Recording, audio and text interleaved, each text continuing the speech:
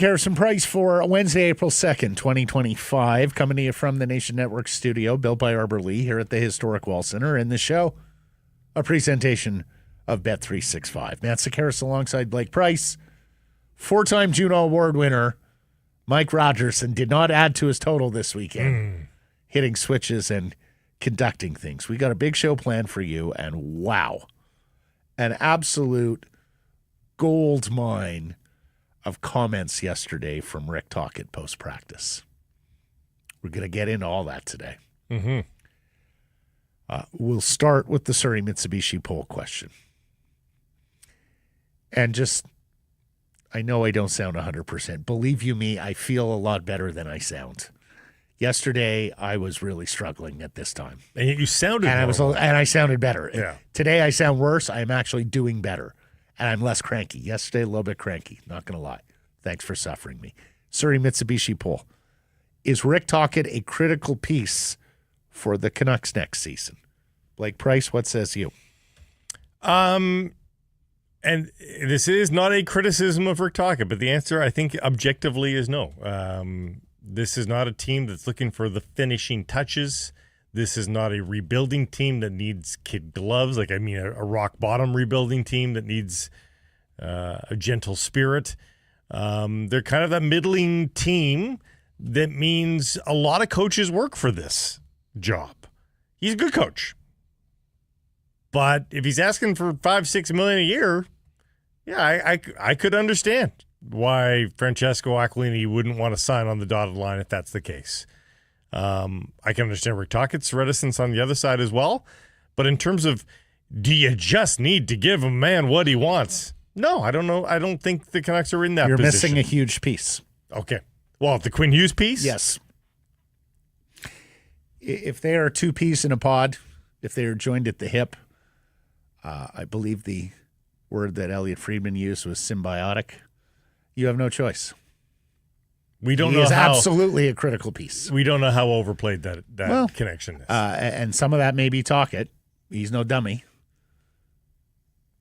You make sure you cozy up to the most important person in the organization, which is not the owner. It's the Norris-winning defenseman. But here's the thing. Next year is situation critical for Quinn, right? Mm-hmm. This time next year, if you're not going to the playoffs, if you're not a contender, we are talking about Quinn Hughes trades in the summer prior to his final season as a Vancouver Canuck, or last year on his contract. And so you have 1 year to make this right. And if you bring in a new coach who's going to take some time, we're going to change things. It's going to take 18 to 20 games. You ain't got time to bleed. Or a coach that isn't quite as close with Hughes, doesn't play him the same way, doesn't allow him the same, whatever. You're in a whole world of trouble as an organization, as a franchise. So the vote is yes. Unless you think it's all phooey and Quinn Hughes would be just as close and just as happy with another coach. As we have talked about, and let's not forget, we talked about this for 2+ years before this year and some wobbles on the bench, that Tocchet has an appeal with NHL players that is hard to match. He's been there. He's been through the battles. Mm-hmm. The face says it all. He's a tough guy, yet a caring guy. He can be he can be the shoulder to cry on as well as the guy who's pushing you beyond your limits. He walks a fine line, and he walks it very well. All that is true. His high water mark as an NHL head coach is Game 6 of the second round. If Mike Sullivan comes in with 2 Stanley Cup rings, he needs to find 2 different places to put his Stanley Cup jewelry. I think guys will get over it. And I'm not calling for this. Let's be clear. I'm not calling for this. They sign him tomorrow. stay okay with me too. But if the question is he critical? No, I don't think he's critical.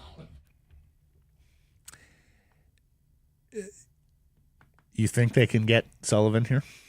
Obviously, if Sullivan is shaken free, yeah, I think they'd be. Sullivan's making 5.5. You think they're going to pay close to that?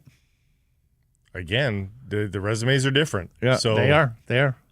Sullivan has achieved more. Mm-hmm. And you know where he should wear his rings?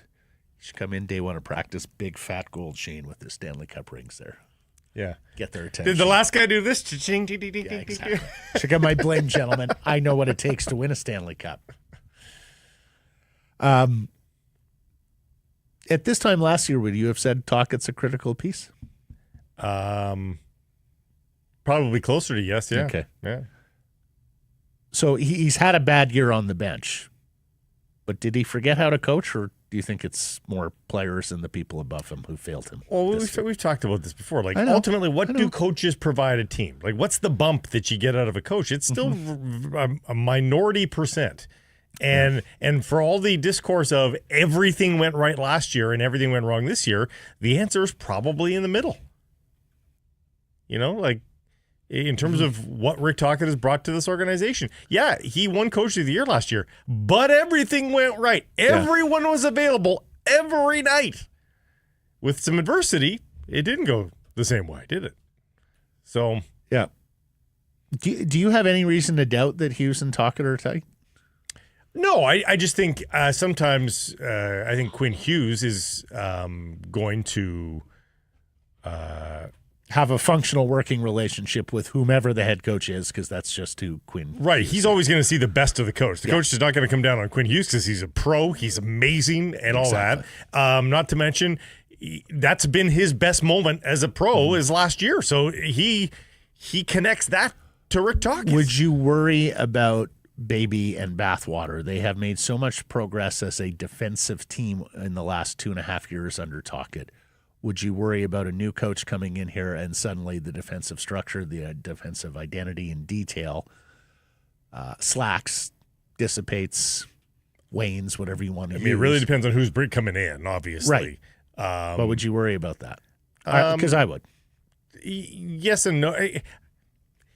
Transitions are going to be difficult anyway, but if any coach lands on the shores of Vancouver to be the new head coach of the Vancouver Canucks, when he evaluates that roster, what's the first thing he's going to see?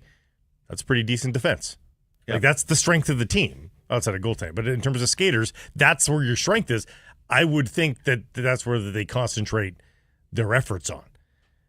But in the summer, yeah. Well, no, they're already a good defensive team. Oh, sorry. Their roster's already... I mean, concentrate their efforts in improving the offensive side of the equation in the summer. Yeah. No, I almost feel like there's pretty much no credentialed NHL coach you can bring in who's going to be an improvement on the defensive side of the puck. Like, I think you're pretty close to being maxed out there. And I almost feel like there are a lot of credentialed NHL coaches you could bring in who could help improve the offense, but would it be at the expense of the defense? And then are you further ahead? Let's get to our top story, brought to you by Yellow Dog Brewing, Neighborhood Brewing, Foolish Winery. Tocchet talks future while Canucks leak plans to strong-arm their coach. Elliot Friedman with a bombshell yesterday. According to several sources, the Canucks are indicating that if Tocchet is coaching next season, it will be in Vancouver on his club option or with an extension. Their goal is to extend him, but they will exercise the option if it is necessary. Wow. And this story dropped while Tocchet was on the practice sheet just getting off. And this is the Vancouver Canucks flexing their muscle, flexing that team option, showing a lot of bluster here. So Tocchet comes off the ice, and he is asked about his contract situation, which he was going to be asked about anyways. They're off a road trip, and as we've talked about, the math is getting difficult here playoff-wise. Here's Coach. We'll come back and discuss. Like, I'm trying to be as honest as possible. I honestly am thinking, like, trying to, get this team in the direction, all that stuff, that's for another conversation, with Jim and Patrick. I mean, we go way back, so we'll have those conversations. But right now, I'm thinking of how do you beat Seattle. I really am. I know that people don't believe it. It's the truth. So, and, this is a great city. I walk around the city. It's a phenomenal city. The fans have been great. So, just say that. It's a great city. But there's some things that we'll talk about down the road, and it's not the right time right now. So the report suggested that the club has exercised its option to bring you back next year, whether an extension is done or not. Has that been communicated to you? At this point, it hasn't been exercised, but it's not. That's not because of Jim and Patrick. It will be communicated when it gets done. You know what I mean? So, and those guys have been great to me because they know I've been entrenched in this playoff drive. They've been great. Lots to unpack there. Great city, great fans, but some things we have to talk about. Yeah. No, the option is not exercised. If this is Francesco deciding we're one way or the other, that's great. But he's waiting to hear that from Jim and Patrick because he understands where this can go. And then on Jim and Patrick, those guys have been great with me. We go way back. Well, and that's the key thing here is that I think he knows I'm close enough with the GM and the president. Correct. That they're not worried about me, and I'm not. And like they're still in negotiation. I'm just saying they are comfortable enough that when the season is over, they know they're going to be able to get together quickly and not start from square one with the negotiations because they're so familiar with one another. I think they know they can get to stage 4 of 10 pretty quickly. Like when you're so close, so familiar with those guys, that initial prodding, that initial dance, you kind of forego all that stuff. And you skip forward. You get down to brass tacks because you have that sort of relationship where you can speak honestly. Cleanly, yes. With each other. Yeah. Now, I'm going to bet one of the sources of Elliott's story is Francesco Aquilini. First of all, I know they're chummy. They're often seen at owners' meetings together. Francesco is accustomed to big-footing underlings, and I can understand if Francesco's nose is out of joint about hearing about the Philadelphia Flyers and other teams who would have interest in Tocchet. This very much looks like a I'll fix this Francesco phone call to a media friend. Plus, as we mentioned, he name-checked Jim and Patrick. And, we're getting to the point where most people tire of Francesco, the, request to come meet him at Elisa for a drink, take the phone call at midnight, all the things that comes with working for the Aquilinis that other people in hockey have and business have tired of after a certain amount of time. Pre-game tweets on the lineup. Yeah. You never know. Now, the contract expires on June 30th. The team can exercise its option, but of course, Rick Tocchet has to agree to this. He's not indentured. He can say, no, that's not amenable to me. I quit. I resign. Elliott saying, quote, the Canucks making it clear they have contractual rights. So, okay, guys, play this card at your own peril. There is no more trading or any kind of compensation for coaches in the NHL. That died with Torts' move to the Columbus Blue Jackets. So could they prevent him from coaching elsewhere in the NHL? Technically, yes, but that would be an awfully extreme thing to do and not necessarily a move that would be in the best long-term interest of Canucks Sports and Entertainment. I don't care how big mad you are and how much you're accustomed to getting your way as a billionaire. If your coach wants to move on and you stand in the way this year, that is going to have ramifications in terms of the quality of candidate you're able to hire down the road. There's still a lot of hockey men in both Jim Rutherford and Patrick Allvin, and they know that goes against all of that, and I would be blown away if the Canucks go down that road. Yes. Now, Elliott says the Canucks have made one offer. He acknowledges that term and dollars are going to be a factor for Tocchet. If you don't know, he makes $2.7 million. The high bar in the NHL is Mike Sullivan at $5.5 million, but of course he's won 2 cups. Also, the direction of the franchise to, quote, make sure they see the future the same way. So, will the Canucks buck up here? I don't know. They're not accustomed to paying top of the scale. I'm not sure Tocchet deserves top of the scale, but he certainly deserves somewhere in the middle ground between 2.7 and 5.5. Of course, are they going to have to buck up if Quinn goes to management in the exit interviews and said, this is our coach? And is there another team out there willing to buck up for Tocchet? So much so that the Canucks look at it and go, well, we're not going to match that. Well, I think that this year with the salary cap going up, and before you say, no, coaches are under the cap. No, they're not.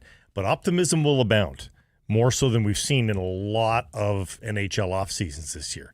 Optimism that they're going to be able to re-sign the guys that they love. And I'm talking around the league. Everybody's going to feel like, this is our year here. We can re-sign our RFAs. We can go out and get our guy in free agency.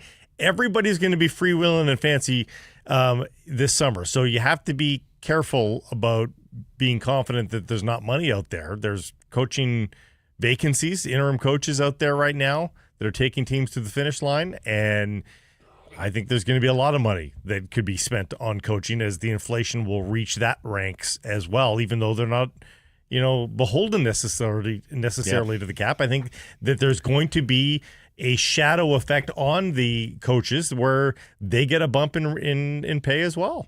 Yeah, and look, I hear that. I also see there will be some teams that are very stretched to meet the new salary cap limit and may try and cheap out on coaches and other areas of the organization to put the money on the ice, so to speak. That's going to be interesting to see because I think, we've become accustomed to the last half decade here of outside of a few clubs, everyone pretty much spends the limit and beyond, right? Yeah. Whereas I think you're going to see now a differentiation going forward between the NHL's have and have-nots. We saw a little bit of this prior to the pandemic. Of course, Blake and I are old enough to remember when there was no salary cap and it was the Leafs and Rangers spending, every year blowing their brains out and, other teams like Buffalo and Ottawa having to go very cheap in comparison. The good news is the product's in good shape as an NHL-wide entity.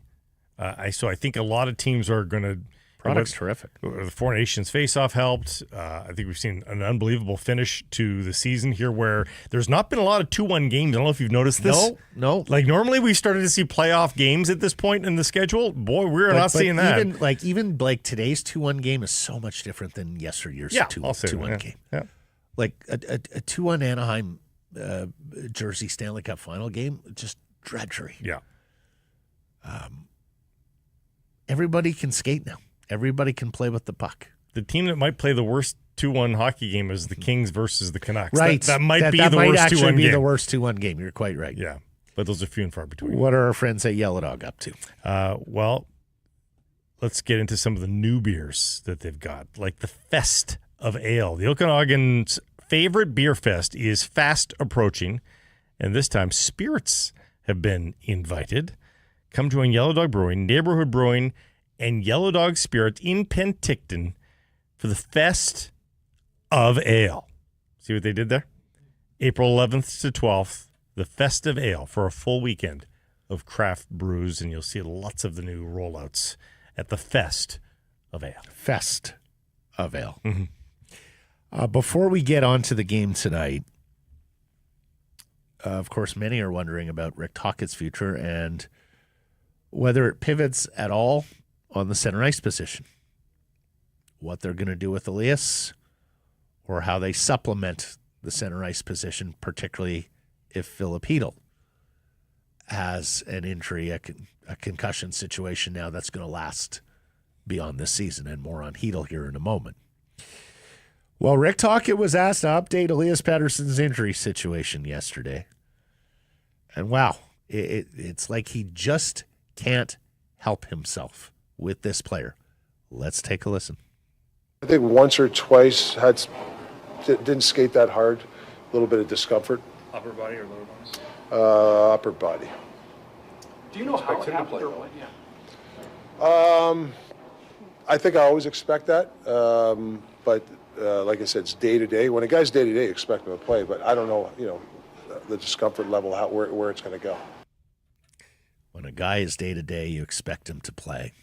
But I don't know the discomfort. And I understand why you are skeptical when you hear that. But I think what he's saying is... Skated once or twice, but didn't skate hard. Little bit of discomfort. I think he's saying... Upper body, not lower body. Upper body, skated with discomfort. He's saying that the label is a bit misleading. He's like, we were officially labeling him as day-to-day, but it's about pain management, and we're not sure where that's going. So yep. I hear why you are eyebrow cocked a little bit there, but I think he's just saying that it's about pain management, and when he's able to be pain-free, he'll go. Is there any part of you that thinks Tocchet is going to go into his exit meeting and say, it's Pettersson or me? I would be surprised. There's a percentage of me that thinks that. I would be surprised. I think Rick is like 2.5 years in going, can't work with him. I think what's far more can't likely... work with him, and he's not going to play through pain. He's not going to bleed for us. So I need someone else, guys. Well, I think what he's going to say is, if he's coming back, I need another guy that I can lean on and depend on. Yep. When I had JT, yes, at least I had somebody who I knew was going to show up. So replace JT Miller with a legitimate center, somebody that I can depend on. And, I'll work on what's happening with Elias Pettersson, but I can't have him as my lean-on guy. Yeah. Tocchet called tonight against Seattle a must-win, said it was pretty close to being a Game 7 situation, and that's because of what happens last night on the out-of-town scoreboard. Can you freaking believe it? It's I'm sitting alone at home on a Tuesday night. Alone at home. Very rare is the day he is alone at home. I'm alone at home. No children bothering you? And I'm watching the freaking St. Louis Blues. And I'm taking a little bit of glee. Not that I think there's a real chance for the Canucks, but you know what? Enough of your winning. Yes. Just lose already. You're not that good. You're not that good. You're not your 2019 team. And it's the Colorado Avalanche, for heaven's sakes. No, it's Detroit. Pardon me, it was Detroit last night. Pardon me. Errors and omissions. I got my games mixed up. That was the Calgary game, was it? It was the Calgary game yesterday. Yes, same night. Yeah. No, that was the St. Louis game 2 nights ago. It was 1-0. They played back-to-back nights? No, they didn't. What are you talking about? I believe St. Louis played Colorado a couple of nights ago. Well, it wasn't 2 nights ago. No, it was... I'm all screwed up. I don't know who the Colorado was playing, but anyways, I was watching a Colorado game. It was 1-0 Detroit after 2 periods. I'm checking the phone for the score and going... or it was 0-0 after whatever it was. I'm like, St. Louis is going to win this game, aren't they? Yeah, it was 0-0 after 40. Early goal for Detroit. That's right. 15 minutes to go to win. Only they're being outplayed. Like, it was almost 2-1 shots. And so I'm not going to say I was comfortable being a Wings fan and being up 1-0. No. But the longer it went, the longer I was more comfortable. And they get to 1931 before Kyrou slots it home. It's unbelievable.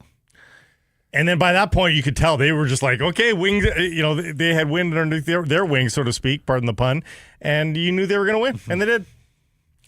Fowler helps create the tying goal, scores the winner. And St. Louis leapfrogs Minnesota. Do we have the stats standings there, Mike? Yep. Into wildcard 1 in the Western Conference. Utah with a 3-1 victory over Calgary. Snuggles up a little. Yeah, which means Vancouver now 7 back of Minnesota for the playoff spot with a game in hand and having to jump Calgary, who remain 1 ahead but are now even on games with the Canucks. 8 back of the Blues, 2 in hand there. Points percentage-wise, Minnesota's still above St. Louis, but by points, they are the 1 behind. Yeah, Canucks now an 8% playoff chance according to Money Puck. Kaprizov and Eriksson Ek are in the city of Minneapolis, which is a step in the right direction. They've been getting nursed back to health elsewhere with specialists and such. So, Minnesota's going to get a bump sometime, but it's still not in the next week, it doesn't sound like. So if you're cheering against the Wild and looking for that miracle, that's probably where you should direct your focus and attention because the Blues just won't lose. No, they don't seem to lose. So Your scoreboard tonight, Minnesota is in New York to face the Rangers on Broadway. So needless to say, you're rooting for JT Miller and the Rangers to win that one. And then the did you just say this? I'm sorry. No. Okay. And then the Canucks, of course, at home to Seattle on a 7:30 start. And do you think the Kraken, who have nothing to lose, wouldn't love to put the dagger into the coffin? Of course they would. The final nail in the coffin, mixing my metaphors. Final nail in the coffin for the Vancouver Canucks. I was going to say, if you're putting daggers in coffins. Well, that's just making sure the guy's dead. It's quite macabre. You're just like making Price. sure the guy's dead. Are you Vincent Price? Oh, my goodness. Hey, if you're without a nail, would a dagger not work? I guess. You know, we're a couple nails short here. Nope. Got a dagger. That'll seal it shut. Yeah. See? Tell them how you really think of them. I loved what J-Pat said to us on Monday. Playing Quinn Hughes 30 minutes is not a strategy. It takes no hockey acumen, no hockey know-how, no hockey wit to just roll Quinn Hughes for 30 minutes. Any coach can do that. And tough question, but it was time that Tocchet got asked this one, and I thought he handled this one quite well. Here's Coach on Hughes's workload. Yeah, I had a good talk with him today. I think he knows he's got to play better, but I mean we've leaned on the guy all year, playing a lot of big minutes.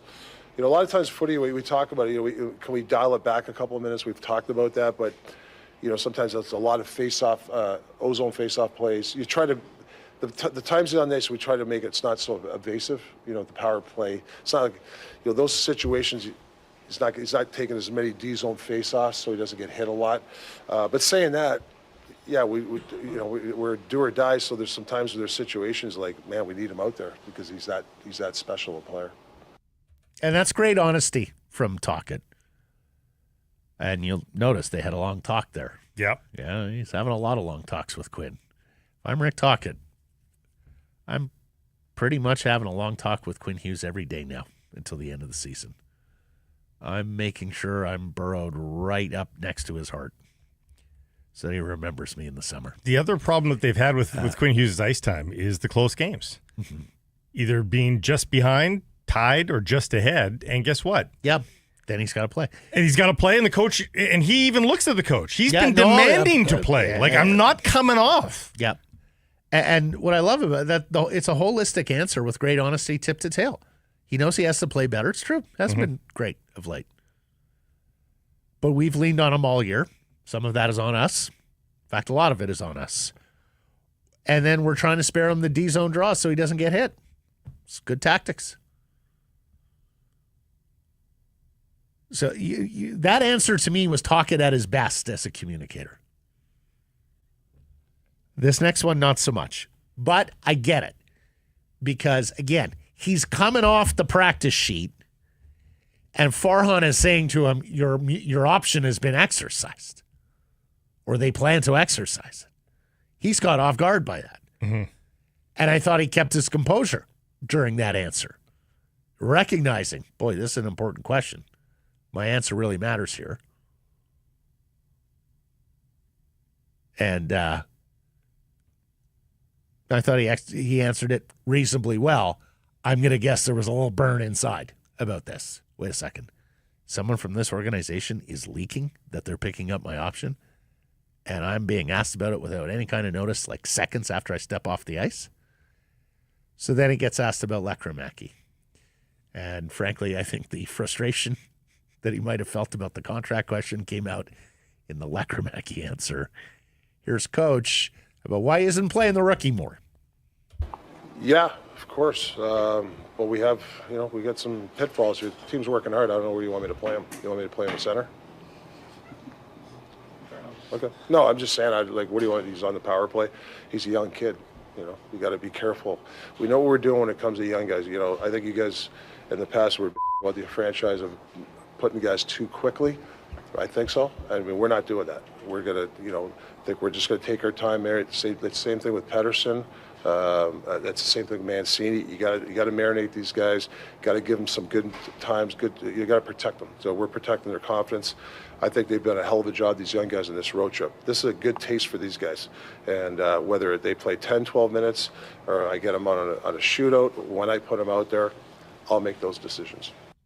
Whoa. I'll make those decisions. No one was suggesting you guys bitching about rushing young players in the past. He knows his history. Well done, Coach. Okay, first of all, I've had no problem with I have zero problem utilization of Lekkerimäki. I have zero problem with that answer. I understand where he was coming from. Well, I can play devil's advocate that's with the Stippy center thing is they're saying he's playing with 2 AHL players right now. That's exactly what. And so they're saying, can he have an NHL center, and can we see what that looks like? Right. Like Bluger and Garland are playing with Drew O'Connor. Drew O'Connor's not a top 6 player in the NHL. Could you not put a guy who you want to play in the top 6 and Jonathan Lekkerimäki with Bluger and Garland? That's a reasonable suggestion. And that is something that I argued a couple weeks ago whenever they lost Pettersson. They need goals. This is your best natural goal scorer, maybe outside of Besser. You've got to play him up lineup. You've got to live with some of the mistakes because right now you need goals. You waited a beat too long to promote him, and frankly, he should have been the first shooter against Columbus. So there is two things can be true. There are grounds for criticism there, and also everything Rick said is exactly right as well. He also hasn't been lights out. Like, he had a great game in Columbus. Is it Columbus? I believe it's the Columbus game where he scored the shooter. Jersey scored the shooter? Jersey. Yeah. Yep. So, played great like that, and more games like that, and maybe he'll get some late game Battlefield promotions. But he hasn't been shot happy. And again, and he doesn't have a distributor, right? So so again, I guess that's the criticism of give him a distributor, and he'll even play better. What distributor, Teddy? Your best distributor you can give him right now is Teddy Bluger, unless you want to play him with Suter. At least he's a National Hockey League player, but when he talks about the market bitching about rushing young guys, we all remember the Virtanen and McCann year. But it's been that long, probably. Well, Höglander too. Höglander scored 20 goals. No, but he took a backward step after being an NHLer. Yeah, he was rushed. If you score 20 goals, you've not been rushed. No. He played the Canadian Division year. Yeah, there was no travel. It was a different kind of year. Mm-hmm. We thought, okay, here's your 2 Nils Höglander, and he had trouble adapting to what a real 82-game NHL schedule is. He had to go back to the farm, refine his game, and then come back up. It wound up not hurting him in the long run, just like you would argue it wound up not hurting Jared McCann in the long run either. He turned into a terrific NHL player. Did it hurt Virtanen? Yes, although I think Jake hurt Jake more than the rushing of Jake hurt Jake. I think so. Although I do think it was a big disservice because Jake came in that second year, and as one NHL person we know put it, he's a 10-2 guy. 10-2, what do you mean? He goes, he's been in the league 2 years. He acts like he's been here 10. Poor Filipino. Here's Rick Tocchet on where things stand with Filipino. Good days and bad days he's had. You go out and skate, felt good. The next day, not as good. So, to be honest with you guys, does he play this year? I mean, it's maybe the odds are against it. I mean, plus you don't want to put a guy in that type of position. But when a guy has good days and bad days, obviously, you're not going to play the guy. Is there concern about his career? I don't know, because I talked to him today, and he said it was different than his last concussion. The bad days aren't as bad, so that's a positive. So I think we got to take the positive approach. Plus, he's got 4 or 5 months to rebuild himself, or who knows? You know what I mean? So you just got to take it day by day with this guy right now. You hear him catch himself. Yeah, there. Whoops! That means we didn't make the playoffs. We didn't make the playoffs. Oh, yeah, or who knows? Again, that's why I love him. His de facto position is honesty. His knee-jerk, visceral reaction is to be honest and tell you the 100% truth because he loves the exercise of the conversation and he wants you to be as informed as possible. Small ray of sunshine on that answer with regard to the floor being raised. Yeah. The bar is a little bit higher. Yeah. Well, here's the thing. Still not feeling great every day. Odds against playing this year. If they don't win this game tonight, he shouldn't play this year because the rest of these games are pretty meaningless. In fact, if they don't win a bunch of games in succession here, Yeah. I'm not sure he should play. Elias Pettersson Jr. is going to play tonight for Victor Mancini, and it's Demko. I believe it was Demko. It has to be yeah, Demko. Yeah, it's Demko to start tonight for the Vancouver Canucks against their would-be geographic rivals, the Seattle Kraken. 4 years in the league now. I spent some time with our friend Captain Greg Bell in Seattle a week ago Sunday. Mm-hmm. And the Kraken are coming to remember they sold season tickets over like a several-year period? Mm-hmm.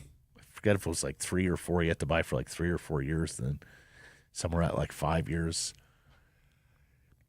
They are, the honeymoon is over for the Seattle Kraken. And in fact, there are a lot of NHL people expecting big changes with the Seattle Kraken at the end of this year, including a change in general manager, where most everybody seems to think Jason Botterill, AGM, of course, one-time GM of the Buffalo Sabres, one-time protege of Jim Rutherford in Pittsburgh, is going to ascend to the big chair, and that Ron Francis will either be out or kicked to a ornamental position. Yeah, I mean, they were, and all this sounds ridiculous in the wake of Vegas, but even the Kraken were a little bit of a victim of their own success in that, they were a win away from going to the conference final in year 2.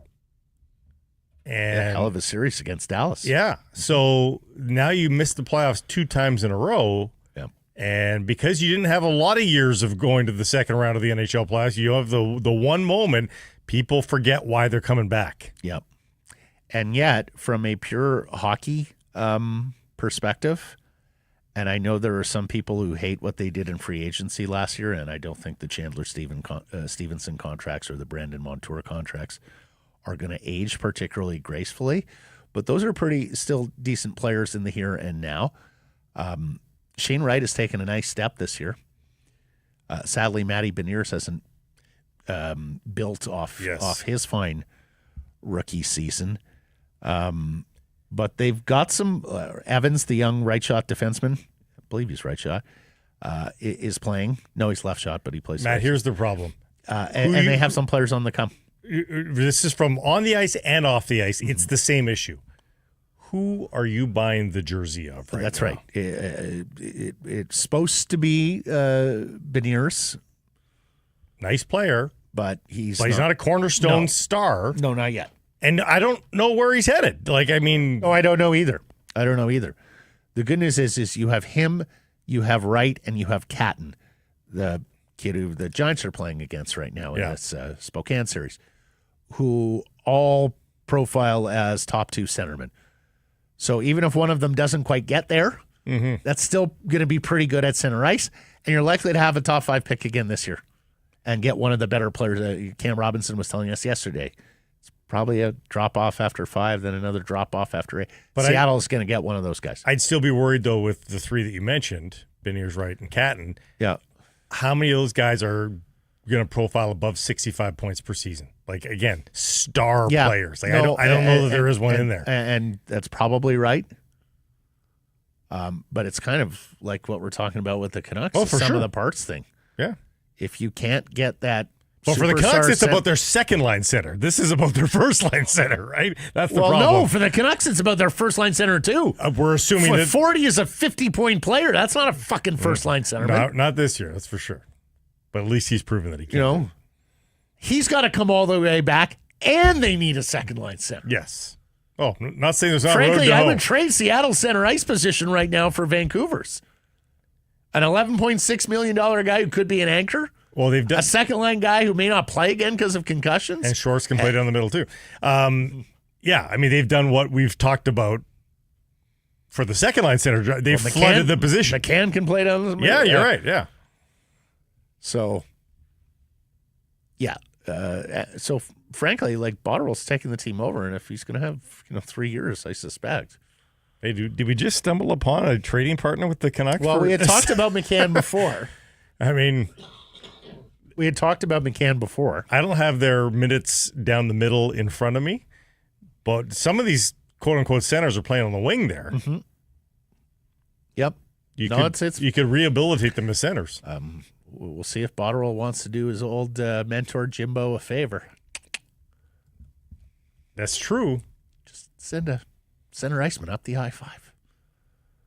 Don't worry, our border is still very friendly. We're letting a lot of things in. He won't be tariffed. You can stay. You can continue to live where you live. In fact, you really could just be a commuter. Yeah, just be a little bit more of a commute. Happy Liberation Day while we're at it. Yes. He's going to tariff fentanyl. Did you hear that? Mm-hmm. It's easy to do. Because, those fentanyl dealers, when they submit their T4s, they'll just have to pay the tariff. I just couldn't believe it.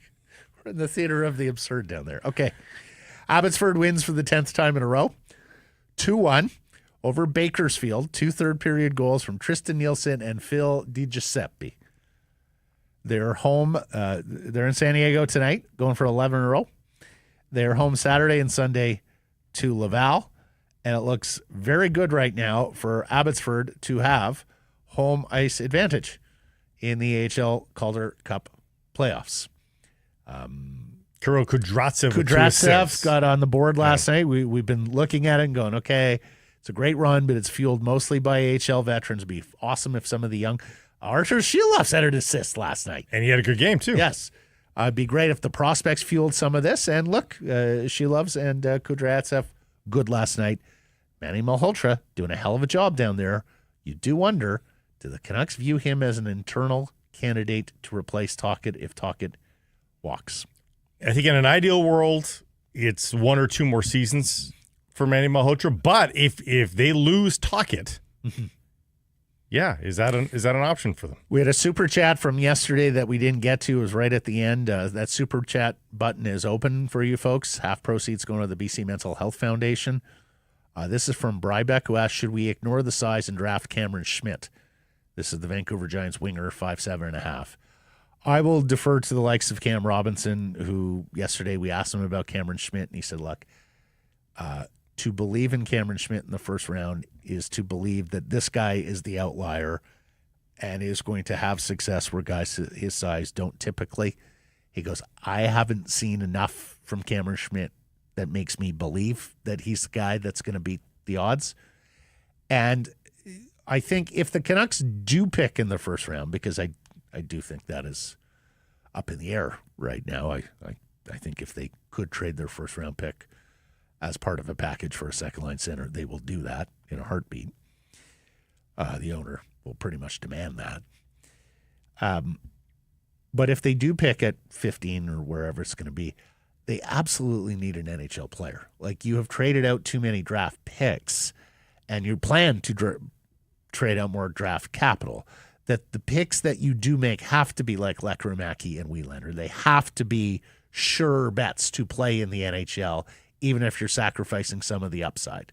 Is that fair? Do you hear my mouth? Yeah, well, I think... Like, would you take a big swing on a guy who's either a quad A player or an NHL top 6 guy, or would you take a surefire middle 6 second pair guy?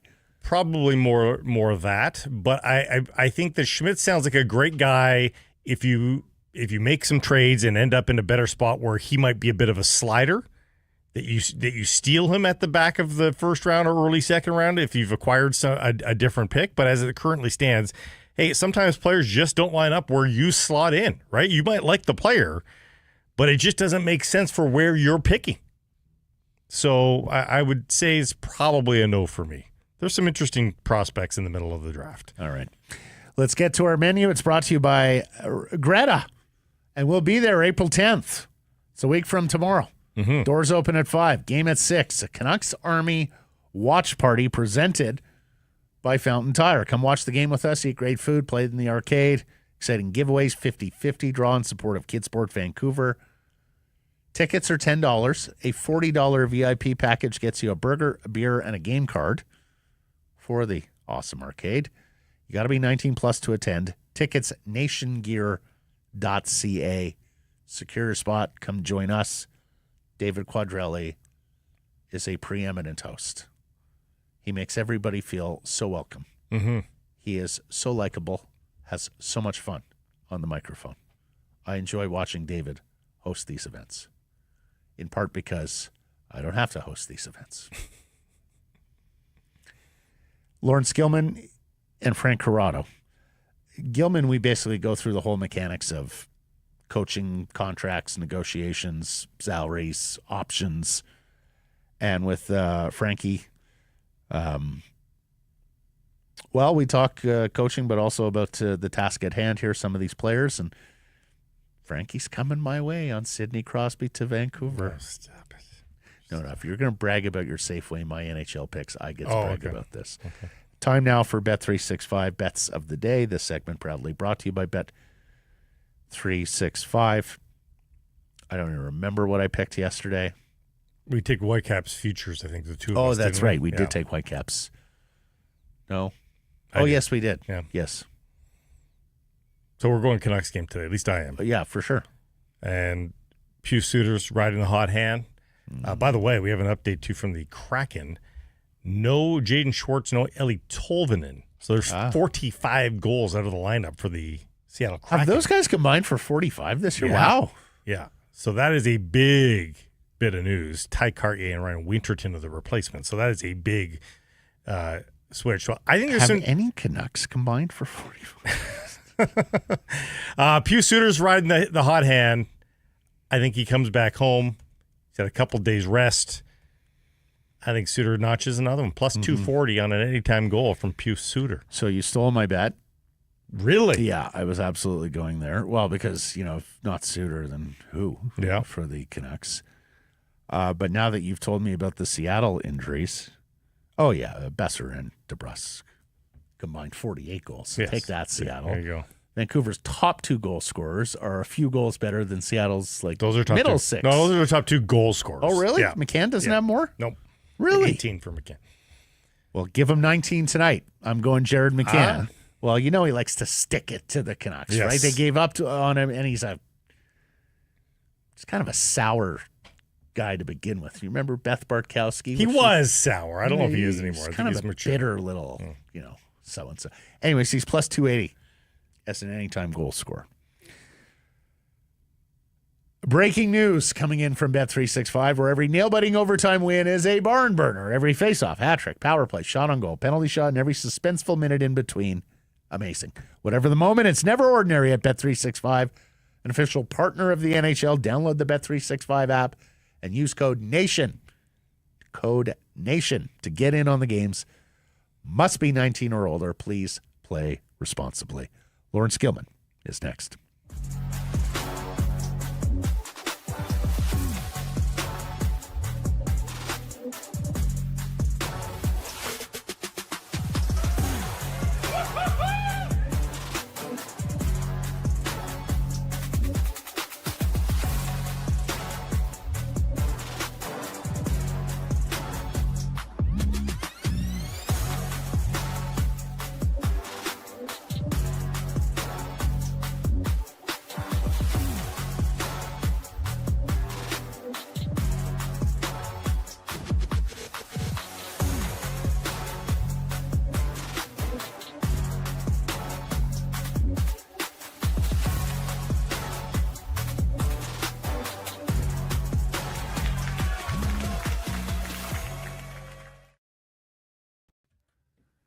Secure some price from the historic Wall Center. This segment, a presentation of Resurrection Spirits, who have been kind enough to be our friends. And beyond that, they're also making a gin, an S&P gin.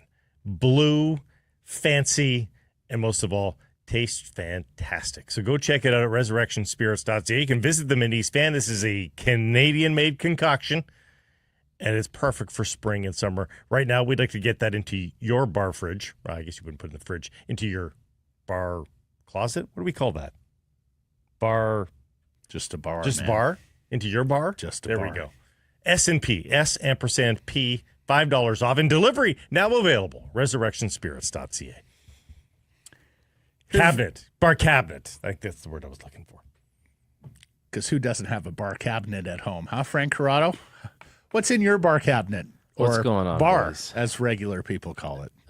We used to have like one of those, what do you call it, like a trolley, a cart Oh, Yeah. really? Those, Very like good. a bar, Yeah. a bar card. I guess that's what you would call it. It no longer exists in like the normal, floor plan because we had to No. baby proof the house. So it's in like a closet, and if we ever need to get at it, which we do need to get at it, it's a bit of You're a going mission into the to get closet. in Very there. swinging 70s of you, Frankie. The bar carts to push around your entertaining space, lest anyone need a. Then they put the shag down, and now it doesn't go. Libations, anyone? Yes, exactly. Cubed, crushed, what kind of ice? Frank, where would these Canucks players be watching St. Louis win game after game after game after game? Would they be frustrated like us fans and media, or would they be, no, we put ourselves in this spot and this is what we deserve? Oh, I'm sure they would be frustrated. Like you always want to remain in the fight, right? Like I don't care how bad it's gone. You always think you have a chance, and until you're mathematically eliminated. But what St. Louis is doing is wild. It is wild what's going on there. I was just there actually calling the Habs game early last week.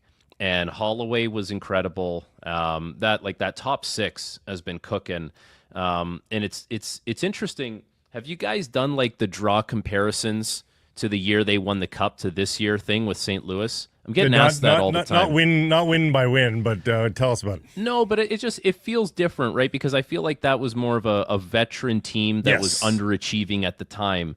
And while there's a lot of vet guys on the blue line for the St. Louis team, it's the young guys. It's Kyrou, it's Thomas, it's Neighbors, it's Holloway.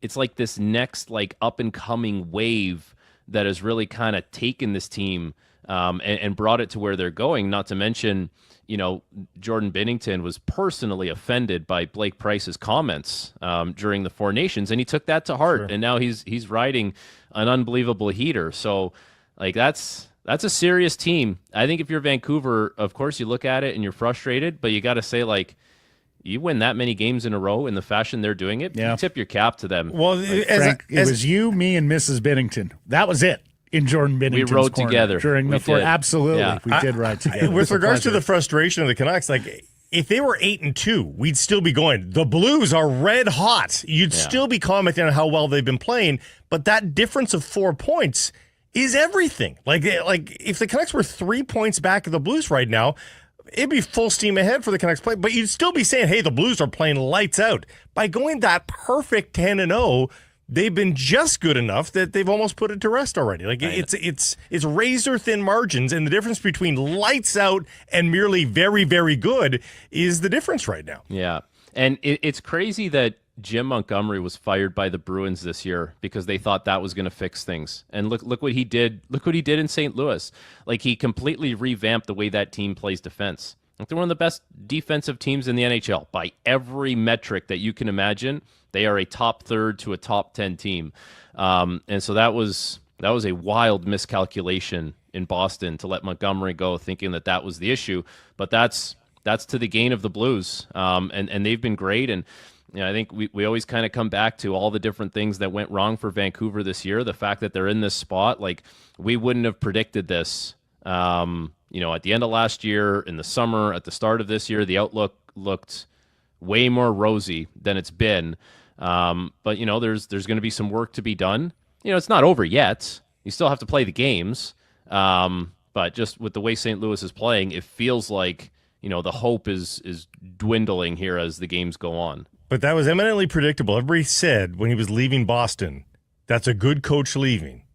And he's St. Louis fired their coach to hire him. Like Right. you don't see these moves often, but they happen from time to time. And so to dovetail that back to the Canucks, as we look at the future of Rick Tocchet, you do have to make the calculation. Like, if it doesn't work with Rick Tocchet, got to make sure that you've got a replacement here, because the grass is not always greener, and which means ante up if you're the Vancouver Canucks and pay the man.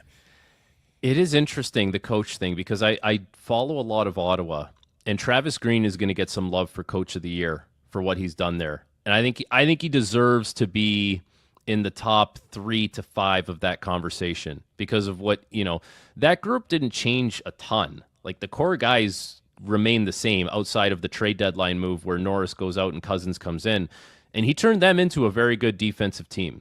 And, the years that he was here, if you looked at some of the lineups he had to work with, there were some ugly nights. There was some stuff where you're like, that's a training camp roster, and he's got to ice that for a legit NHL game.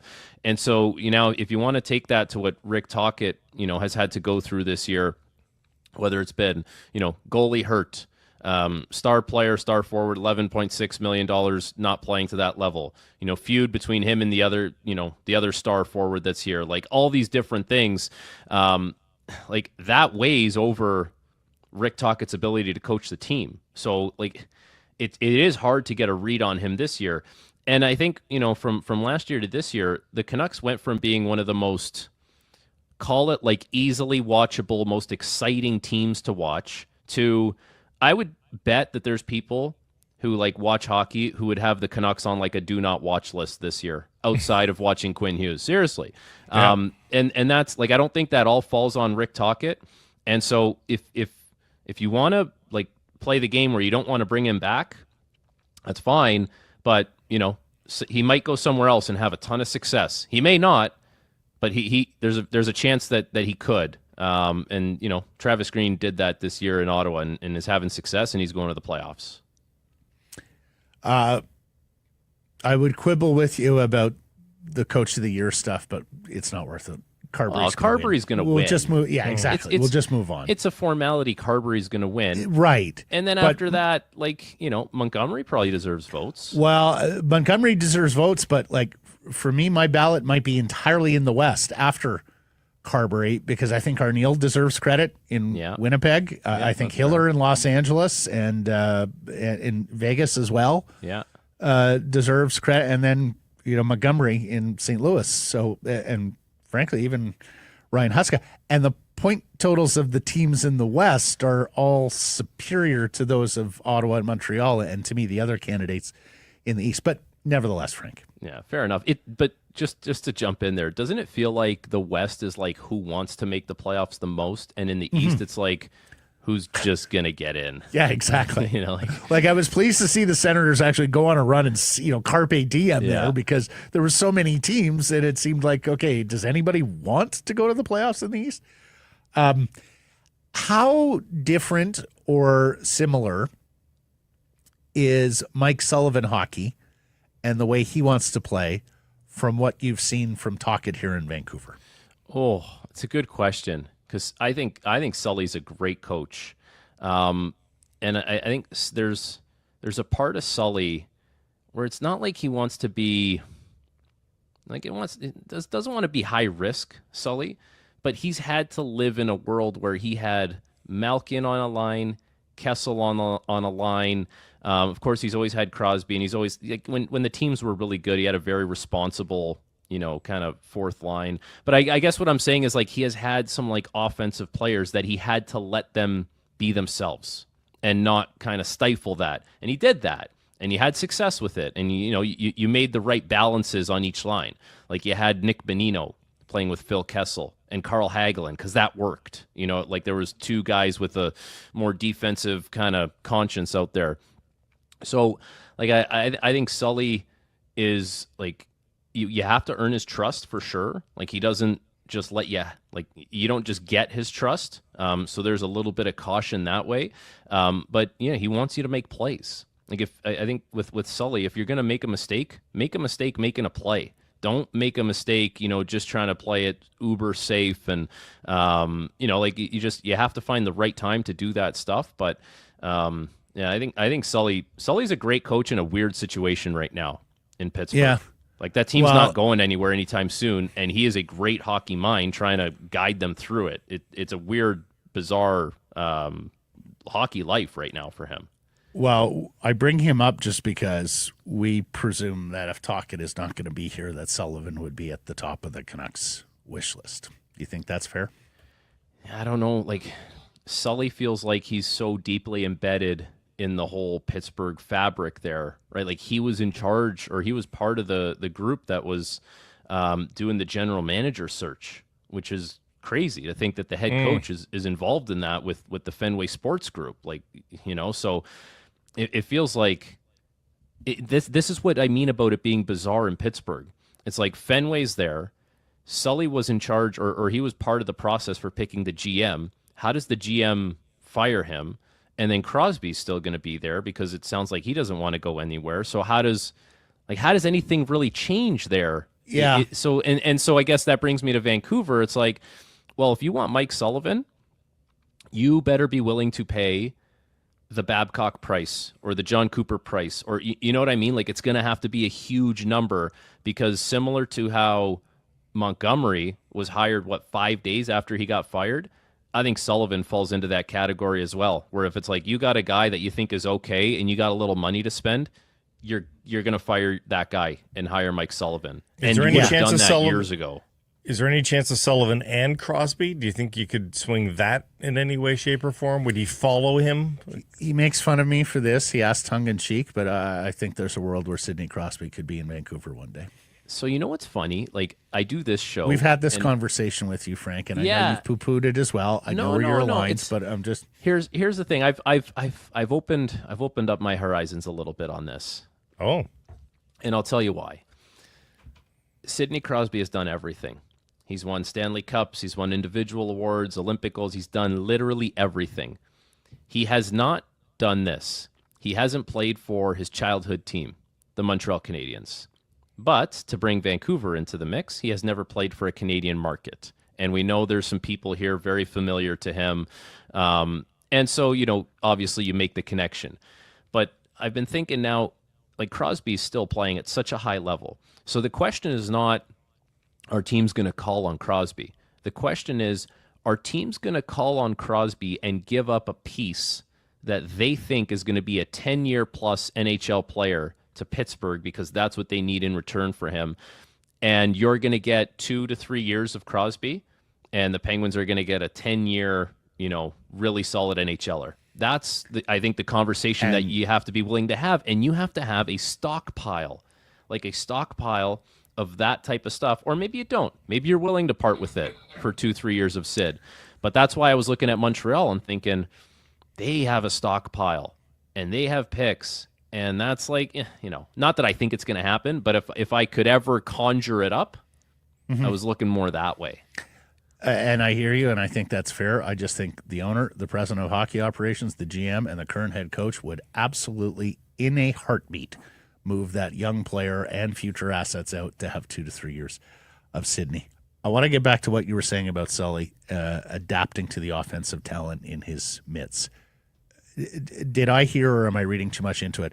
Tocchet hasn't yet done that with Pettersson and some of his offensive players. I mean, I guess when you hear like that, you want to reprogram how the guy, plays and thinks and processes like that. It's not going to call it a red flag. What do the kids call it? A beige flag? Like it's something. It's there. Like it's on the radar. But coaches think that way, so that's fine. It's maroon. Yeah, orange. and like Pettersson hasn't had a great season, so you got to work. Like you got to work with him. You got to coach him, and the player has to want to be coached. So I can understand it. Yeah, but I think there are some guys that you just have to not let them be, but like let them use their skill sets, because that is what separates them. And you almost like that's the kind of stuff that you can't overcoach or you can't overteach. Like we can talk about a neutral zone forecheck, we could talk about defensive zone structure, but when it comes to some of the creativity, it's like that's where guys got to have a little free reign, and they may turn it over every once in a while at the blue line. Just you got to kind of ingrain it into their heads that like, okay, weigh your risk versus your reward for me, please, and just walk me through it. And if this play went well, what was the reward? And what was the risk? And like that, I think that's how you got to approach this type of thing. You can't take the puck out of those kinds of guys' hands, because then you don't get the best version of the player. Yeah, if that makes sense. Yeah, and game situation, like if you're down a goal in the third, okay, that's worth the risk. If we're up too late in the third, no, that's absolutely not worth. Do you think Rick Tocchet could kick the can and say, you guys have got until July 2nd. I need to see what the plan is. I need to see what this roster looks like. I need to see if I have a second line center. I could see that. Yeah, I think he has. I think he has the ability for a couple reasons. Because he would be a highly coveted coach around the league, and it's not ideal for other teams to go into July and not have a coach named, but you could do it. And B, like, I'm sure he's quite comfortable saying, if I have to take a year off and go work for TNT, I don't know this to be a fact, obviously, but hey, He's got that in his I'm arsenal. sure that's always in the back pocket. Yep. Right. So for him, he kind of does control his destiny to a certain degree. So he should be comfortable with it. And he's earned that right. Like if there was a team, let's say Philadelphia, that wanted to have Rick Tocchet as their coach next season, you could bring him in July, full well knowing that, A, it's not going to be a playoff year. There's a long-term vision in mind. So it's like, it is a little bit of a get up and running type situation. So that's where you're like, yeah, sure, I can wait till July 2nd, July 15th to see what you guys, what you're going to put on the table for me. I think that's fair for him. I don't know, guys. Like, that would mean the Vancouver Canucks are without a head coach on July 1st. And free agents want to know who's the coach. I'm not saying they would be comfortable with it. I think he would be comfortable with it. Yeah, I just, June 28th post-draft? The end date of the contract is June 30th. Yeah. The decision has to be made by June 30th. I guess they would have to know whether or not they plan on making noise at the draft to acquire their first-line center or their second-line center. And maybe they could wait that late. I don't know. He, meanwhile, is getting a little bit testy towards the end of this season because, he's not making the playoffs, it doesn't appear. This was a different kind of testy, too. He had just answered questions about Elliot Friedman's report and his contract.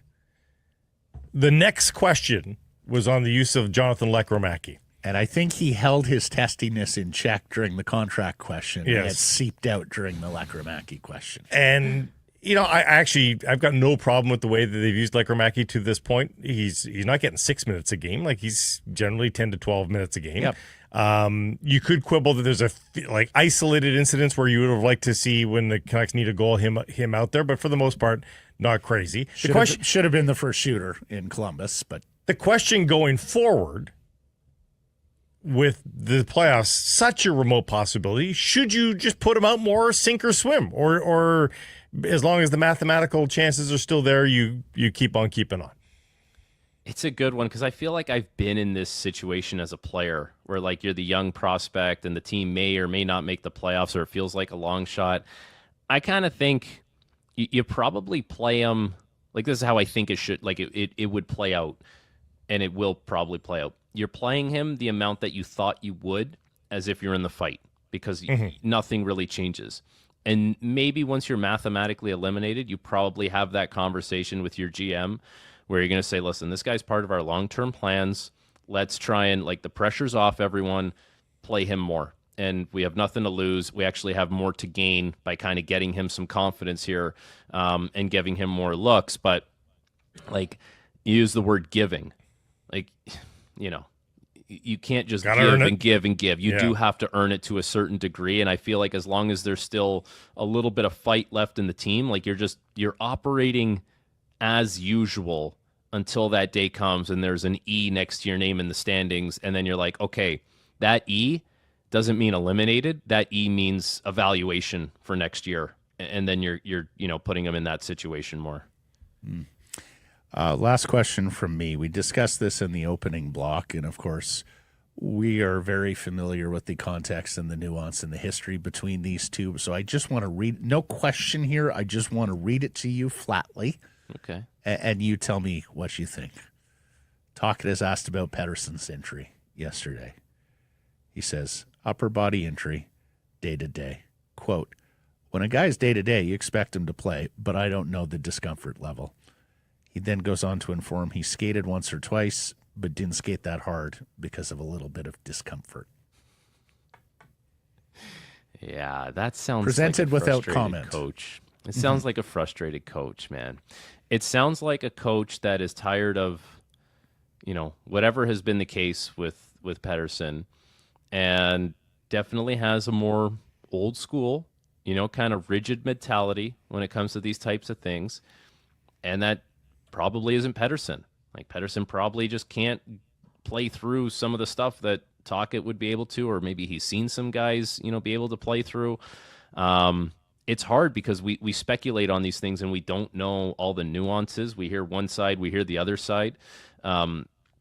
And I think just to provide some context, right? Like Tocchet was the assistant coach for the Penguins when they're going on Stanley Cup runs, and like there's, guys are laying it on the line. Guys are getting shot up before games. Like guys are playing with injuries that result in surgeries at the end of the year. And so, when you've seen that and that's what it takes to win, and you don't see your best guy, like the guy that you're essentially going to like live and die with, going forward, willing to gut it out. And this is, I'm presuming this is what Tocchet thinks. It's like, yeah, like it would be frustrating for sure. But us three kind of like observers, we don't know the details. No, we don't. Right? We don't. I just know like that's what this guy has seen, and he knows that's what it takes to win, and it's hard to win. And his best forward or erstwhile best forward has not been in the lineup for must-win games. So I understand it. Frank, you're the best. Thank you for this, and we will catch up. We'll catch up next week when hopefully your horizons have broadened a little further on this Sidney Crosby too. And hopefully the St. Louis Blues have lost a game too. I'm winning people over, Blake. It's like Wingspan. Slowly but surely, I will win them over. I think the Penguins are doing you favors to winning people over because they're playing so bad. It is one of the greatest players in the history of the game really going down like this, where he is going to spend close to 10 years in a losing environment. If Sidney Crosby is wearing a Canucks jersey next season, I'm buying the two of you the greatest steak dinner you've ever had. I want more than that. I want something embarrassing on camera. More than that. He said, "Wow." I think I'll leave you with this. If Sidney Crosby is playing for a different team ever in his career, the goal call will be in another language. Elebu. Oh, okay. Yeah, I could see it. Maybe it works better in Pittsburgh if they trade him to Montreal. They can say to their fans, he grew up a Habs fan. He needed to go It's home. The most storied franchise. But I'm still holding out hope for our market. Yeah. Crosby is a Canuck. Thanks, Frank. See you, boys. Carson Price from the historic Wall Center. You know what happens in spring? People start to car shop in spring because, you can walk around a lot and not get drenched. So now that you're out there doing that, make sure you stop by your Pacific Toyota dealers and ask to see the BZ4X. This is the new electric car from Toyota. It's the perfect size, fits into West Coast-sized parking lots, and being all electric means you're in the HOV lane, means you're not stopping by the gas station with or without carbon price taxing. Just take one for a test drive. It'll speak for itself. Right now, you get up to $6,500 in rebates and incentives. Finance it for 3.29% APR over 36 months. And you're going to have a boatload of fun driving again. ShopToyota.ca. Visit your local dealer today. As we welcome in the former assistant general manager of the Vancouver Canucks, former NHL executive with the Leafs, Jets, Coyotes, Mr. Laurence Gilman. How are you? I'm well, guys. How are you doing? Yeah, very well. I figured you guys might want to stir the pot again and ask me if the Canucks should reacquire Oliver Ekman-Larsson. Oh, really? Oh, yeah, for sure. Yeah. So they could be paying him on two different contracts at the same time. Exactly. Yeah, I'm joking. I know you are. Where were you on that buyout? I don't know. I hadn't really thought about it, to be honest. Okay. Exactly. Where's that coming from? Well, I don't think a team has done that. Has a team done that? Paid a guy on two different contracts? That would be a claim. Am I missing something? Is he waived or something? No, he's saying he was last on talking about reacquiring Horvat, and he's saying now. Right. Okay. Well, we're going to need a whiteboard here, Lawrence. Yeah. I'm sorry. I'm on a lot of medication this week, Lawrence, fighting a couple of things, so no problem. I'm not as swift on the uptake. You're familiar. Tocchet. We're on Coach Watch here. And Tocchet didn't want to talk about it yesterday. They're still mathematically alive. I get that. But an interesting piece from Elliot Freeman with regards to the Canucks exercising their option and exercising their contractual rights here on the head coach. What do you make of that tact? Well, it's interesting because it made me think about my time coming to the Vancouver Canucks and basically one of my first conversations with Mike Gillis, he asked me, what do you think we should do with Alain Vigneault? And who was going into the final year of a contract. And I said to him, in my opinion, you have two choices. You either fire him or you extend him. Because I do not believe, I'm vehement about this and believe strongly, you cannot have a coach go into the final year of his contract in a Canadian market. You might be able to get away with it in one of the Sunbelt franchises, but you have a coach on a one-year deal. The minute the team loses 3 games in a row, the media will start with the fire the coach, or the coach is on thin ice, and it's detrimental to your operation. And I believe it is simply a cost of doing business in a Canadian market that you have to have your coach at least on a 2-year deal. What's detrimental about it? Well, it just provides a crutch to the players. If they think if the guy's on the final year of his deal, he's on a 1-year deal, then management might not have confidence in him. We don't know if this guy's going to be around. Players and coaches have friction between them all the time. And I just believe that when a coach has some term on his contract, he has a lot more leverage over the players. And it just takes away one significant potential distraction, which is, guys only got 1 year remaining. Nobody has confidence in him. They should fire him and move on. John Cooper told us a story about, who was it? Stevie Y coming down, giving him the vote of confidence in front of the players, saying, we're not firing this guy. So when he hired Cooper, he basically told the group, okay, you didn't play for the last guy, Guy Boucher, towards the end. This guy isn't going anywhere. So they had a bit of a struggle at one point, and then he had the vote of confidence. They gave him a vote of confidence in front of the team, going, you're not getting this guy fired, so you might as well figure it out. And what you're talking about is similar in that you get that vote of confidence, and the players that are maybe waiting it out, looking for the next guy to come, it's not going to happen for them. And we don't get the feeling that that's necessarily the case anyhow. I think most people feel that Rick Tocchet's done a good enough job to earn another year. The question is, why hasn't it happened yet? And it just sounds like he's been kicking the can down the road. Do you buy that he's just not been willing to negotiate up until this point? Well, look, every negotiation is unique, and it's, in that the parties have their own motivation. It's been a long and trying year, obviously, for Rick Tocchet and the Vancouver Canucks. And I could see him saying to management, let's just get through the season here, and then we'll talk about it after the fact. It doesn't take long to extend a contract if both parties are in agreement on, if you want to stay and if they want you to stay, it can be done quickly. I'm not reading anything into this other than the fact that Rick Tocchet just wants to concentrate on making the playoffs and deal with it at the end of the season. Now, I can't understand from management's perspective why they would kind of like to get this dealt with and take away, again, yet another distraction that has, been a season where there's been a season full of distractions. And there are vacancies out there in the National Hockey League for coaching.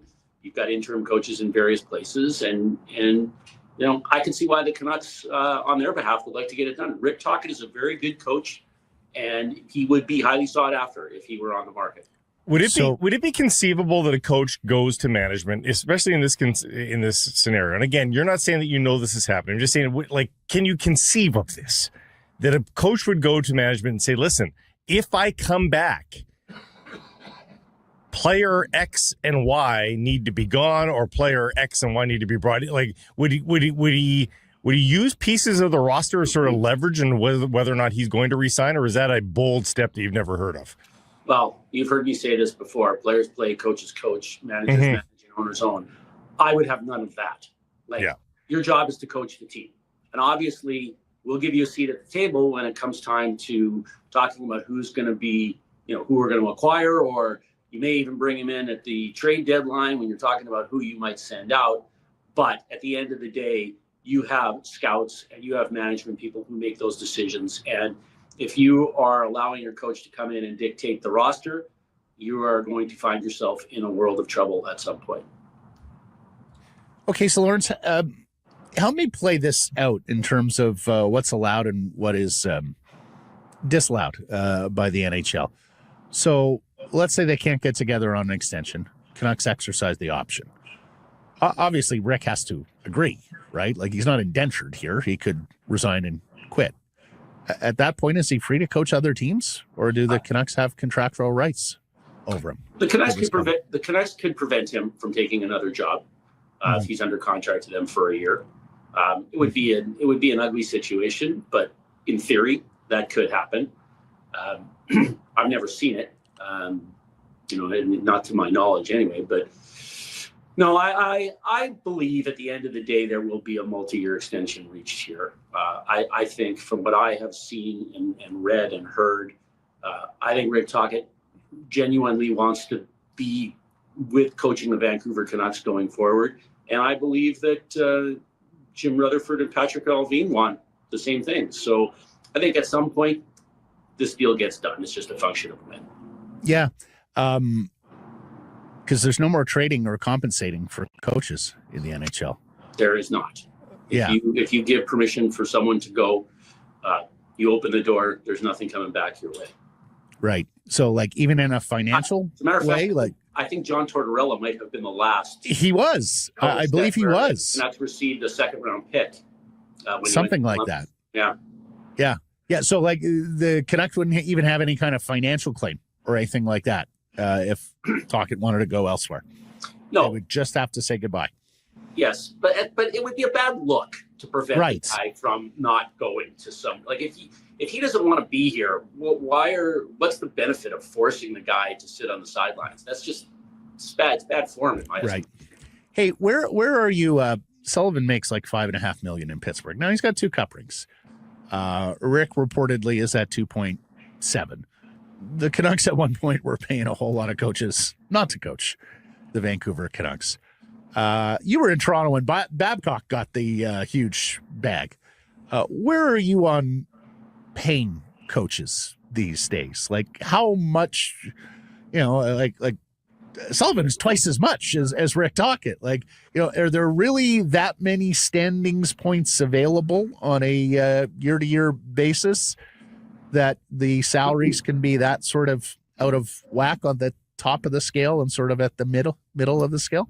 Where are you on paying coaches these days?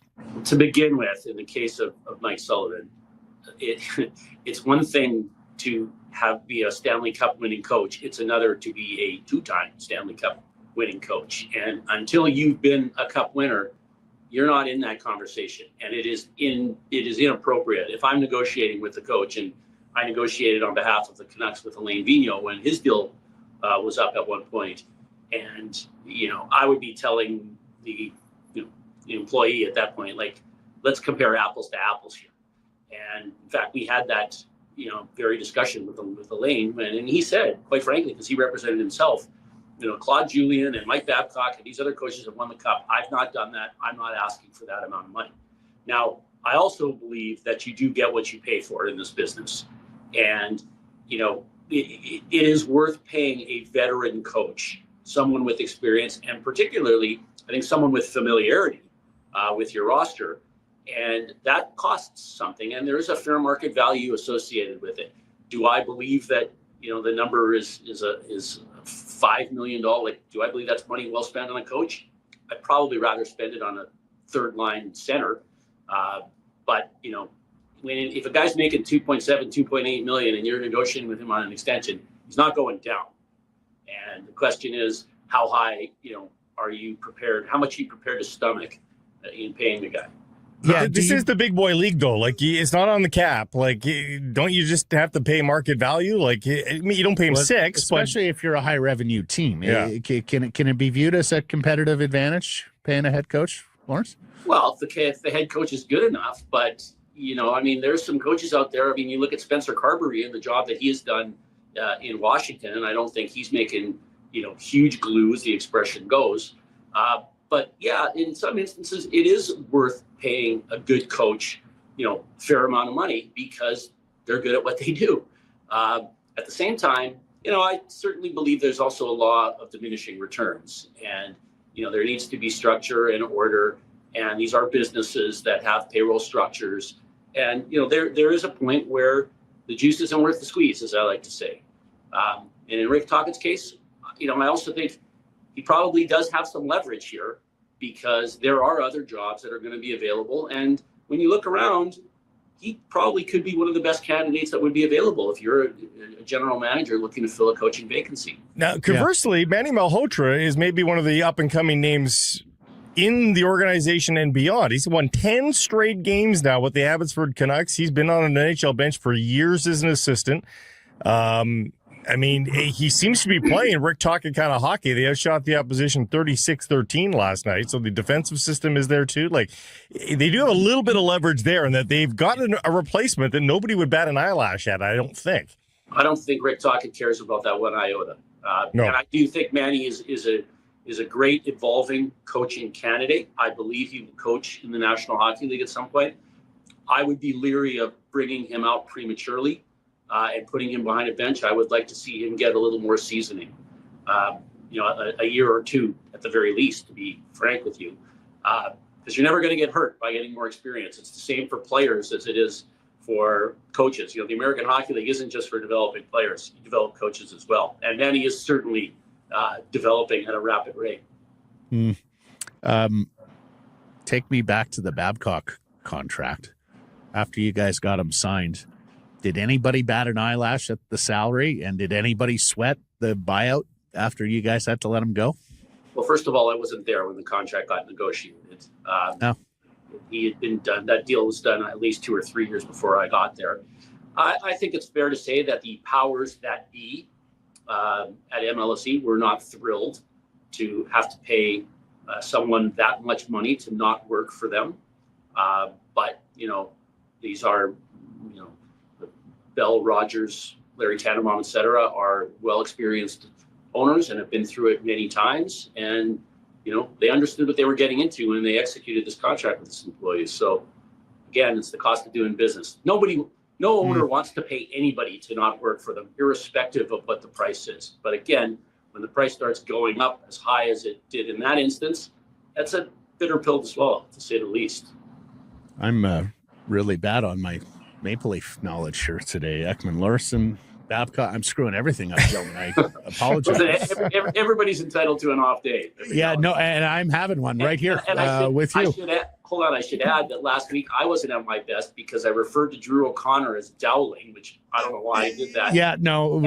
And then I also stated erroneously that Duncan Keith cross-checked Daniel Sedin in the face when it was in fact an elbow. Yes. That was pointed out by one of your listeners or followers, Yerky21. Yeah, Yerky is all over those things. Oh my gosh. Quite pedantic. And yes, the dirty elbow from Duncan Keith.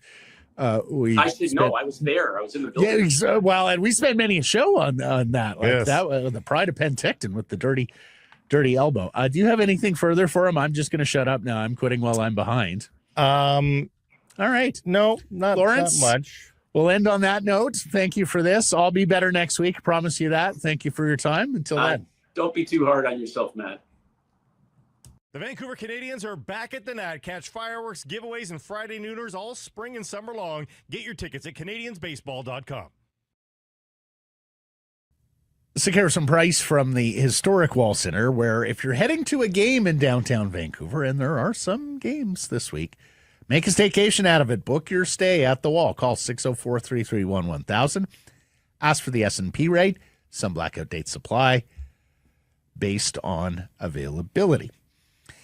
And this segment, a presentation of Ben Moss, proudly Canadian-owned, operated with a history dating back more than 100 years. 5 locations in BC, including Coquitlam Centre and Willowbrook and Langley.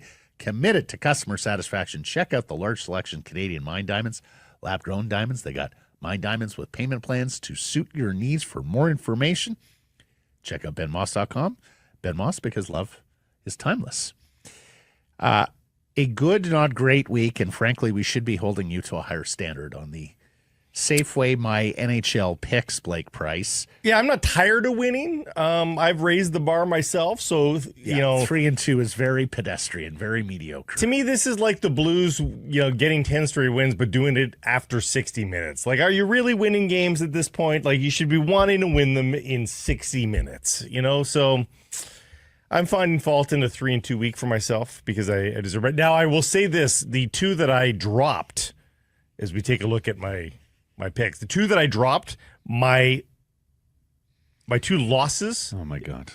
Yeah. They were wins up until the final minute. Almost. So we were almost 5-0. I was almost 5-0. The Canucks let me down, losing to the Blue Jackets, and the Avalanche, blowing 5-3 and 3-0 leads the Canucks. The Avalanche lost to the Blues. So was that one late too? Yeah, it was late too. Jets and Kings, so it did me right. Saw that one coming. But you're still winning. You're still winning prize. You're still gaining scene points here. My scene plus points my account is through the roof, and once I get to 25 correct picks, and I'm just hovering below that. The next time I spend $10, I'll get 1,000 scene plus points immediately. So, yeah. It just the free groceries. I will be eating free very soon. Good. Yeah. Good. Maybe food in your mouth will help close it. It's possible. I'm pretty good at talking with my mouth full, though.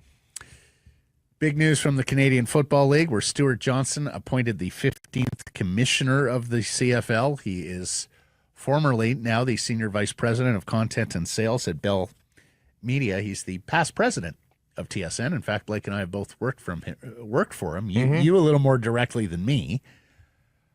The CFL gets its commissioner in place a month before, 6 weeks before training camps get going. Stu Johnson certainly knows television and how to present football on television, and he's current with the product. He'll take over from Randy Ambrosie, who's still there, on April 24th. This did take a while from the CFL board, who have managed to screw up commissioner hunts in the past. I wish him well. Look, he's a smart guy. He's a very personable guy. He's a good relationship builder. I think, and he knows a lot of the existing parties around the CFL. But, it is somewhat like herding cats, and the CFL has behaved like 9 individual fiefdoms as opposed to a league in the past, so that'll be the big challenge for Stu. But Stu's negotiated deals with leagues as a broadcast executive. He knows needy, if the owners and GMs of all the respective teams are needy, he knows what that looks like across the table. He's seen that before from leagues as he negotiates broadcast rights.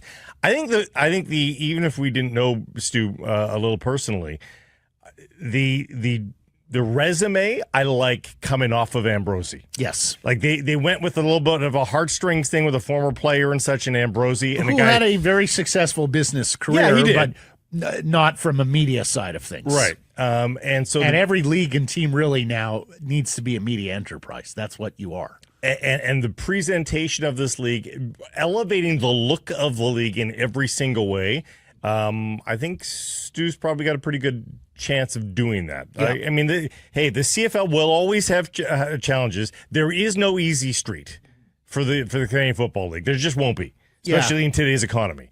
But I think it's a wise, it's a worthwhile I would like to know if he was their first choice. I would also like to know if how long the list was. That would be how many candidates. Period. I also would like to know if he aspired to this job in December and January when things were getting started. Because you'll remember Ambrosie was the commish through the Grey Cup here in Vancouver. In fact, I saw Stu on Grey Cup Sunday. I hang out with Stu a little bit too. Yeah.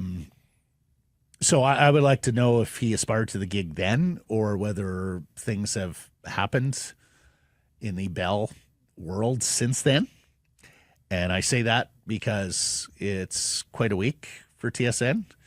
You are once again, at least for now, shut out of the NHL national rights for 12 years. Now, you and I discussed yesterday why we think that's actually a good thing. But you're no longer doing NHL rights, and you've lost your former president, who is still very much entwined with the TSN world. I mean, it's almost like the writing is on the wall and that a sale is going to happen here, where Bell Media is going to sell TSN or sell a variety of their broadcast and media assets. We'll see. I have a lot of questions there. Yeah. But wish Stuart Johnson and the CFL well. Whitecaps versus Pumas tonight at BC Place. And Penticton's Isaac Boehmer to start in the net, you think, here? It's very possible. He's been getting a lot of these tournament starts. He plays all the Canadian Championship games, of course, and he's had starts in tournaments before. Didn't play against Pumas in that Leagues Cup match last year, which I thought would have been an interesting parallel if he had seen the team before.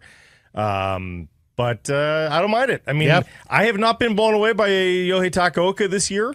He hasn't cost them anything. Obviously, the record's almost never fine. blows you away. Like, No. he's not a game stealer, Takaoka. No. Like, he's competent. Occasionally there's a bad one. Occasionally there's a 5-alarm. But for the most part, like, he hasn't even shown me the stretch that Max Crepeau showed towards the end of that 1 year ago. Well, remember when he basically willed them into the postseason. The Whitecaps play pretty good defensively. And I almost feel the boredom back there is bad for Takaoka, and that when the ball is nearby, he just feels the need to interject sometimes where he doesn't need to. Like, Is that what Doley thinks? That's Blake Price. Oh. Yeah. I don't think Doley's a massive proponent, but I don't want to speak for him. Well, I'm going to take Doley's 2 cents. You think so? Played the You think he's position. got a little more? I think he might know a little acclaim? bit more about goalkeeping, Blake. I hate to break it to you. Here's Coach Jesper Sorensen on Bomer. He's done well in the preseason and in training sessions. That's why he's given a chance. Isaac is definitely a goalkeeper. That's also for the future. He did well in the first 2 rounds, has done very well when he's got the opportunities to play. We're a goalkeeping factory here in Canada. I don't really understand it. Maybe it's our history as a hockey. I don't know if there's a correlation between hockey and goalkeeping, but I'm telling you, there, even if we did not have Pentemis, Sirois, St. Clair, and Crepeau, there's other guys beyond those 4 that would actually be just fine for Canada as well. So it's pretty unbelievable. So I hope Bomer continues to develop. The Vancouver Canadians announced their roster for opening day 2025, and there are some really good prospects on this team this year, everybody. 6 of Toronto's top 30 prospects, according to MLB Pipeline, are on this roster, headlined by the Blue Jays' number 1 prospect and the number 85 overall prospect in baseball, Arjun Nimala. He's a shortstop taken 20th overall in the 2023 draft. He is the first player of Indian descent ever selected in the first round of the Major League Baseball draft. What a story. He's a tall, lanky, power-hitting shortstop. He's going to be awfully fun to watch this year at the Nat. Encourage you to get on out. Is he an Ontario boy or a BC boy? He's a Florida boy. Oh, I thought he was a Canadian. Okay. No. He is a Vancouver Canadian. Yes. He is not a Canadian Very Canadian. confused. Right-handed pitcher Fernando Perez is on this team. He was the Jays representative at the Futures game last year at the All-Star break. Every team picks a top prospect to go to that game. Was more in a strikeout per inning last year at Low A Dunedin. And then there's a number of good prospects in Dunedin that will be called up, one suspects, at some point this year, including the Jays' number 2 prospect, a right-handed pitcher named Trey Savage. He was a first-round pick last year. And do you remember several years ago we did an interview with Victoria infielder Sam Shaw, drafted by the Blue Jays? He's at Dunedin as well. So there's your Canadian who may move on up. In fact, there's a couple of Canadians playing for the Dunedin Blue Jays who could be Vancouver Canadians, Blake. Do you follow? Tickets 604-872-5232 or visit CanadiansBaseball.com. Getting the silent treatment. No, I just am confused, but that's fine. I was confused with Gilman. We are having a very confused show. Results of the Surrey Mitsubishi poll question from Tuesday. We asked you, has Rogers done a good job with the NHL's national TV rights? Yes or no? The people said? People said no. Yeah, they like to complain. Yeah. 58%. 70. Now, most people understood the distinction between the national rights and the Canucks regional package, although we did see a lot of comments that were specific to the Canucks regional package. Ocean Park Nancy, good to see Nancy in the comments.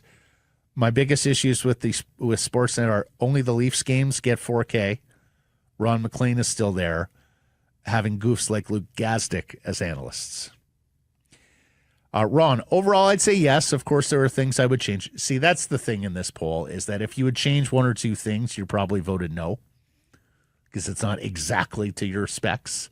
So it was a tough one for them. It's funny.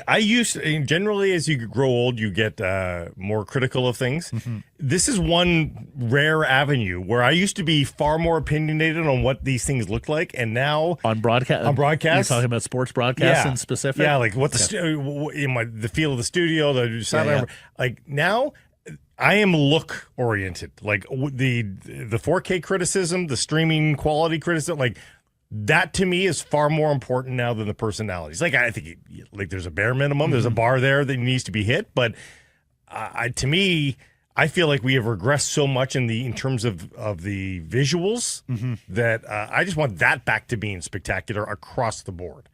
You think we've regressed in terms of Yeah, visuals? like I mean, like honestly, I feel like high def is not what high def was 10 years ago. I think we've Maybe. lost bandwidth. You think, oh, really? Yeah, Okay. to the point where 4K. So you actually think visually, not just that we've become accustomed. No, but I mean- it's not about number of cameras or camera angles. So you actually think That too. a degradation in the quality of high def. Yeah. I think you're probably right, actually. Yeah. Maybe it's just your TV, though. You have an Pretty old good TV? TVs. No, I got No? pretty good TVs. Okay. Rob, no, their camera technology is miles behind Amazon, for instance, and their panels are boring. The camera technology is legit. Yeah. Like that is a real problem for them, especially vis-a-vis Amazon. And I'm interested if there are any conversations high atop Rogers in terms of, do we farm out that Monday night package to Amazon? Because my God, like people love that. They make us and look bad. They make us look bad. Anyways, like I said, there were a number of you who Well, and commented on the Canucks regional broadcast. There is a distinction. the number one thing that I took from this morning's press conference was the dissolution of the regional boundaries, which it sounds like it's really on the table here. Really? Yeah. So you're going to be able to watch Yep. everybody's games. Yeah, well, at least within the Sportsnet family, it sounds like it gets a little more difficult when you're branching over to the TSN regional rights. Right.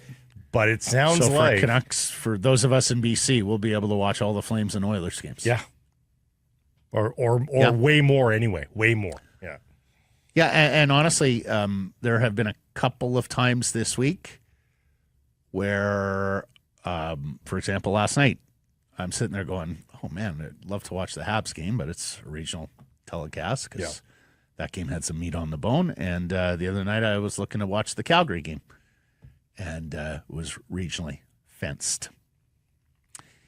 Errors and omissions from yesterday's program. We're all over errors and omissions for tomorrow. I don't but want to talk about it for today. oh, either, my though. God.